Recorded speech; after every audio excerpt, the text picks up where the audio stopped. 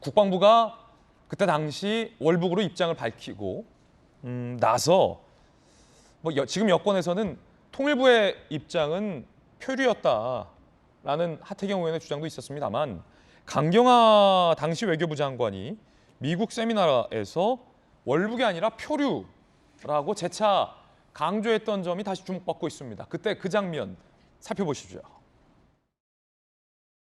Earlier this week, its Navy shot dead and burned the body of a South Korean fisheries official who had drifted north in the West Sea. We are trying to ascertain how and why he drifted north.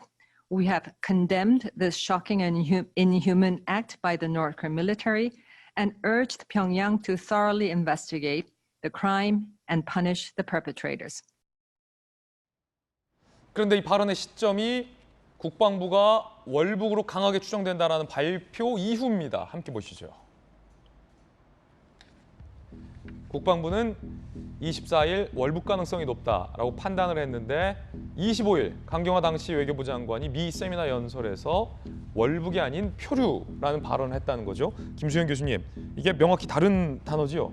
당연히 다르죠. 아마 강경화 장관은 일부러 저 표류라는 발언을 했을 겁니다. 왜냐하면 저도 이 북한과 관련해서 해외 학회 같은 데 가서 발표를 할 때 보면 단어 하나가 굉장히 중요합니다. 어떤 단어를 사용할 때 집중적으로 질문을 받거든요. 그 단어를 사용한 이유가 무엇인지. 아마 저기에서 월북이라는 디펙트라는 단어를 만약에 사용했다면 그 자리에 참석했던 많은 사람들로부터 그것을 월북으로 단정할 수 있는 근거가 무엇인지를 집중적으로 아마 질문 받았을 거예요. 그렇기 때문에 제 생각에는 강경화 장관이 일부러 드리프트, 표류했다라는 표현을 썼다고 생각이 듭니다. 그래서 아마 그 당시에도 강경화 장관 역시나 이것을 월북이라고 단정하고 그것을 외국의 어떤 오디언스들에게도 충분히 설명할 수 있는 근거가 우리에게 있나라는 점에 대해서는 좀 회의적이지 않았을까라는 점을 보여주는 대목이라고 저는 생각합니다. 예, 하태경 의원은 이게 문 정부의 주류와 다른 판단을 했다라는 증거다라고 해석을 하고 있는데요. 그런가 하면 유엔 북한 인권특별보고관은 이렇게 얘기했습니다. 적어도 유가족들은 당시 상황을 자세하게 들을 권리가 있다고 말입니다.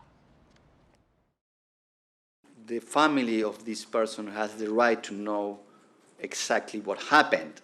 And the main concern is whether this person wanted to defect or not.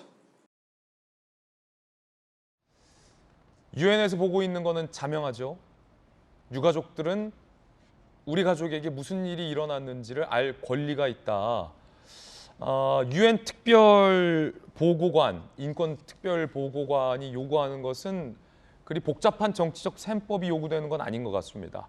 누가 맞고 누가 틀리다의 이야기를 하고 있는 것 같지도 않고요. 다만 인류 보편적인 가치의 기준으로 봤을 때 적어도 사망한 가족들, 유가족들은 그날에 무슨 일이 일어났는지를 알 권리가 있다는 겁니다.